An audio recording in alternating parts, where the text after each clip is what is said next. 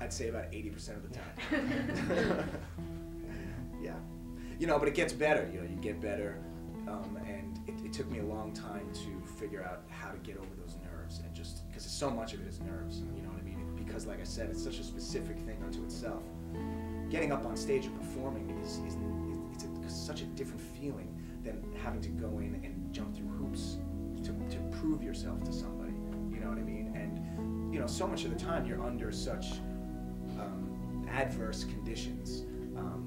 You don't necessarily know the material. So many times you don't get the script, you just get the sides, you just get the scenes. You don't necessarily even know the context of the scene in which you're doing. And especially living in New York, to audition for television and film, 95% of the time you're going on videotape with a casting director, and that videotape, then they watch that videotape, and if they think it's good enough, then they'll send it to the director, and then the director will watch it. But just getting past the casting director, you already got, you know, one strike against you, because as opposed to actually being in LA and being in the room with the director, he's seeing you. You're not being filtered out by anyone else. The director is gonna see you audition. Whereas going on tape, that's one strike against you. So hopefully you get past the casting director, and then your tape goes to the director. Then the director watches it, but he's just seen people in the room that he's had conversations with. He's watched people audition that he's been able to talk to and explain things to them, bounce ideas off of. Whereas you're just somebody who went on tape, and you got to somehow miraculously nail it exactly how he's. How do you know what he's thinking? You know what I mean, or what he wants, or what his physical embodiment of this character is. You don't know any of that. So the odds of getting a job going on tape are 1 to 1. TV and film, don't go to New York. Okay. Just don't go.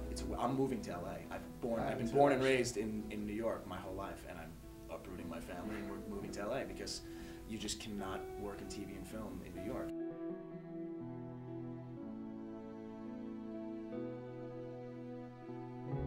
I never did. Music was always my focus and my goal, and from the time I was like 11 years old.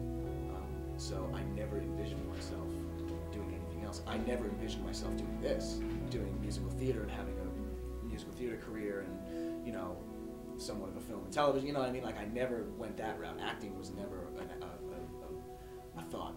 You know, that was never a consideration. But music always was, and so I don't really.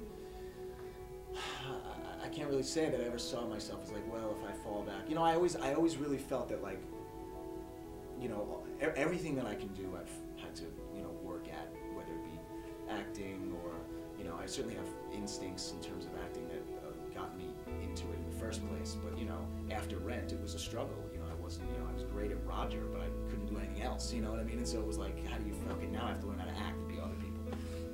But my singing, I feel, was like something I was born with. It was a gift that I was given, and so I always felt that I can't believe that I'll go through my life with this talent and not ever use it. I can't believe that I'll have that kind of life. I don't know what kind of life I'll have, but I can't imagine that it will be using my voice in some way.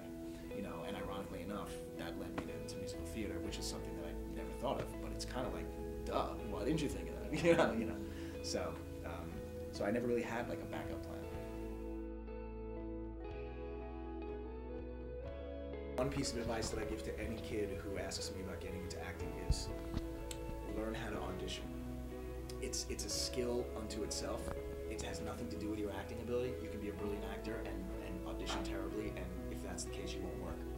You can be a horrible actor, and you can audition great, and you will work.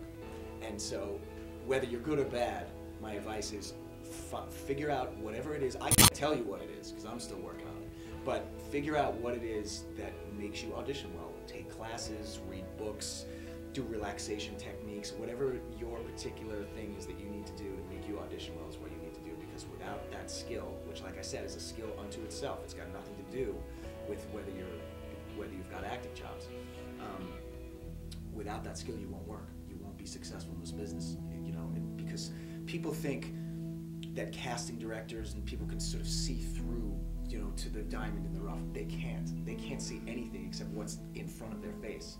So you've got to give it to them in the room at the moment, or you won't get the part. You know, it's the same thing in any business. You know, when I was a kid and I was in bands, you know, we used to make demos, you know, and our demos were always kind of crappy, but we thought the songs were good. We'd be like, oh, you know, record companies, they'll hear this, the song is good. It doesn't matter that the tape is crappy. Well, of course it matters. Who wants to listen to a crappy tape? You know, and it's like, you've got to bring your A game to those situations every time. You know, you really have to take that. That is the most serious aspect of this business.